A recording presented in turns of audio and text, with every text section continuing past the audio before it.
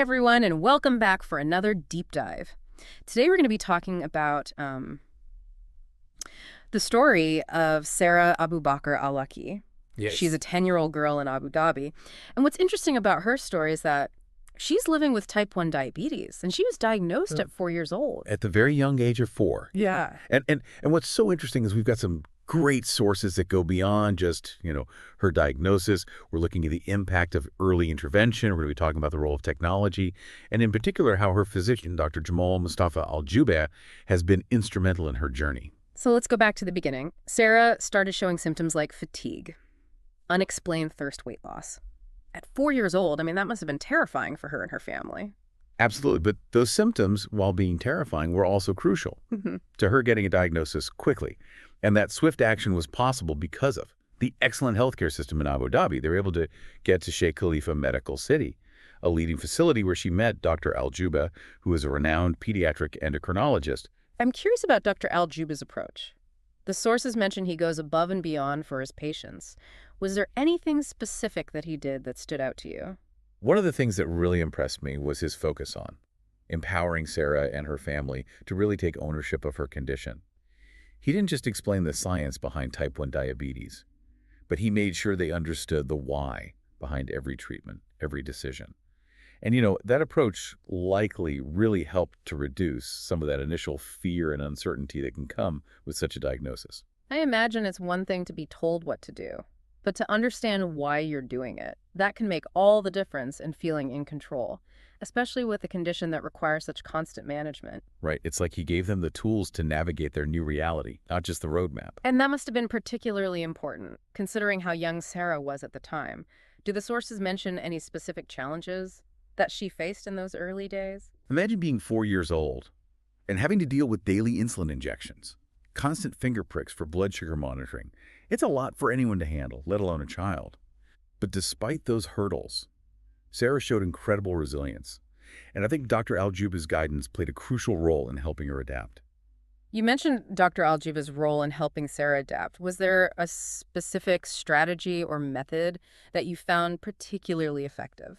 Well, one of the things that stands out is his commitment to patient education. Yeah. He made sure that Sarah's parents felt comfortable asking questions, even seemingly silly ones. He created a space where they felt heard and understood. And I think that kind of open communication fostered trust and allowed them to really grasp the complexities of managing type 1 diabetes. Yeah, it seems like Dr. Al Jubeh's approach went beyond just providing medical care. He was almost like a mentor guiding Sarah and her family through this new chapter of their lives. Yeah, and it's important to remember that this is all happening while Sarah's dealing with the typical challenges of growing up. Imagine trying to explain to your friends why you need to take injections or why you can't have certain treats. It's a lot for a young child to process. That must have been incredibly tough. Do we have any insight into how she coped with those social and emotional challenges? Yeah, well, the sources don't delve too deeply into her emotional state. They do emphasize her positive attitude and her cheerful demeanor.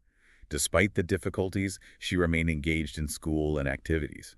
And this suggests, a strong support system at home and likely really effective coping mechanisms that helped her navigate those emotional ups and downs. So despite the initial hurdles and the ongoing demands of managing type 1 diabetes, Sarah seemed to be adapting remarkably well. But as I understand it, her story takes an even more interesting turn when technology enters the picture. Yeah, a pivotal moment in Sarah's story is the introduction of the continuous glucose monitor, or as it's known as a CGM.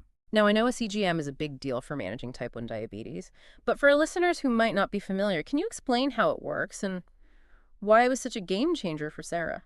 So imagine a tiny sensor, smaller than a dime, inserted just under the skin. And this sensor continuously measures glucose levels in the fluids surrounding cells, sending readings wirelessly to a receiver every few minutes. Yeah, so no more constant finger pricking. Exactly. That's the beauty of it. This constant stream of data allows for much finer blood sugar control. Sarah and her parents can see her levels in real time, catching fluctuations early on, and making adjustments as needed. That must have been a huge relief. But this technology, was it relatively new back then? Were there any concerns or risks associated with using a CGM, especially on a child as young as Sarah? Right, you raise a good point. While CGM technology has become increasingly common and reliable, there were definitely some initial concerns, like the accuracy of the readings and the potential for skin irritation from the sensor.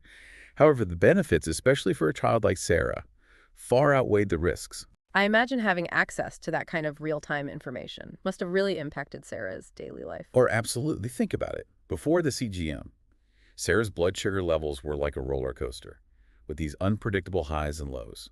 This meant constant vigilance, frequent finger pricks, and the ever-present fear of a sudden drop in blood sugar. The CGM provided a sense of security and predictability, allowing Sarah to engage in activities without the constant worry. So it wasn't just about convenience, though, right? Didn't the CGM actually allow for more personalized treatment? Yeah, that's a crucial aspect. Having that continuous data meant that Dr. Al Jubeh could fine-tune Sarah's insulin dosages based on her actual needs throughout the day.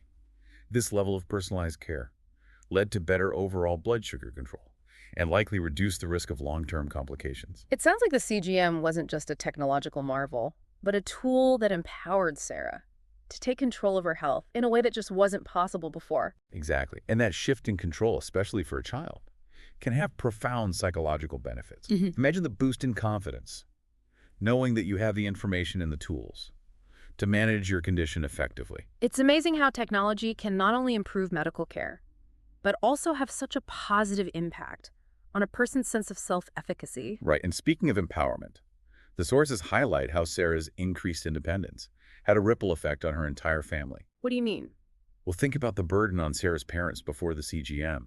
They were constantly on alert, checking her blood sugar, calculating insulin doses, worrying about potential complications. This constant vigilance could be emotionally draining and even restrict their own activities. I can only imagine the pressure and anxiety that comes with managing a child's chronic condition. It's like a 247 responsibility. Exactly. The CGM allowed Sarah's parents to relax a little, knowing they had this reliable system, monitoring her blood sugar levels. This freed up their time and energy, allowing them to focus on other aspects of family life, and perhaps even rediscovering some sense of normalcy. So the CGM wasn't just a game changer for Sarah, but a game changer for her entire family dynamic. Absolutely. And what's truly remarkable is how Sarah's story highlights the interconnectedness of medical advancements, patient empowerment, and family support. It's like all these pieces came together to create this positive feedback loop, leading to better health outcomes for Sarah and a more balanced life for her family. Precisely. And this brings us to Sarah's progress at age 10. Despite facing a diagnosis that could have been incredibly limiting, she's thriving. It's inspiring to hear that, but I can't help but wonder if there were ever moments when she felt overwhelmed or discouraged. After all, managing type 1 diabetes is a lifelong commitment. You're right to question that.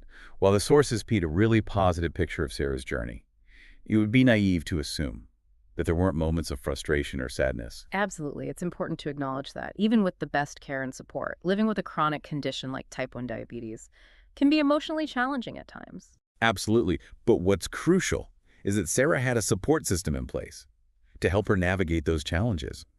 The sources mention her positive attitude, her active participation in school, and her close bond with her family.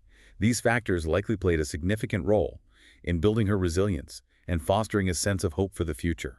It's a testament to the power of human connection and the importance of having a supportive network when facing adversity. And this leads us to a fascinating aspect of Sarah's story that goes beyond just her individual journey. It sheds light on the advancements in healthcare, particularly in a place like Abu Dhabi.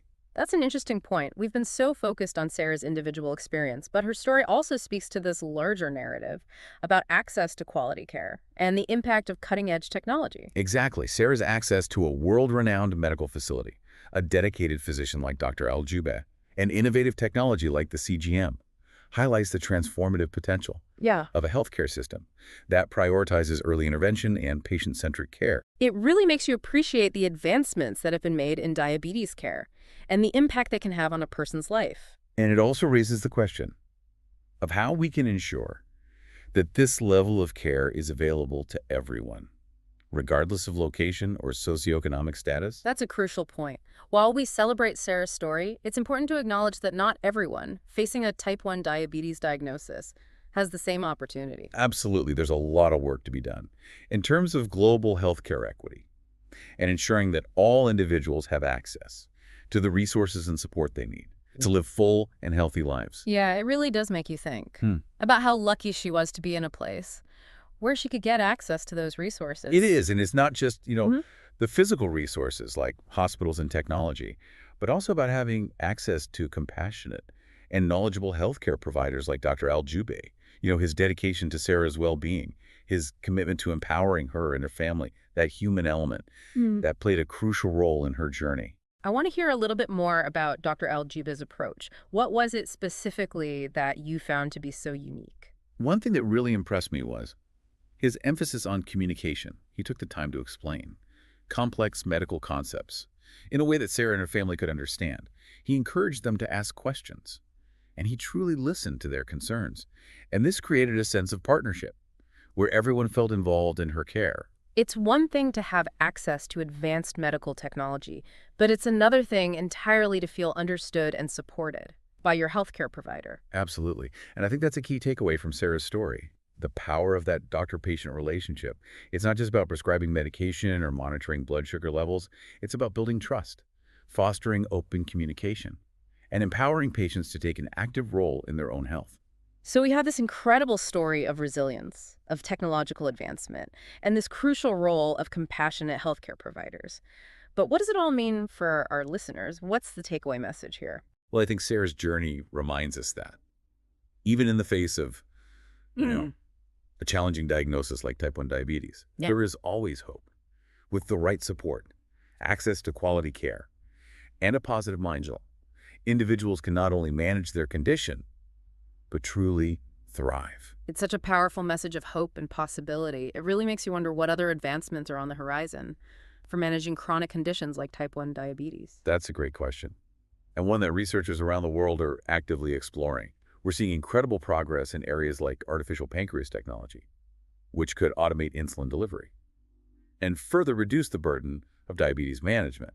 There's also exciting research on immune therapies that could potentially prevent or even reverse type 1 diabetes altogether. Wow, those are game changers. I mean, it makes you wonder what the future holds for Sarah and countless others living with type 1 diabetes. It's a really exciting time to be following these advancements.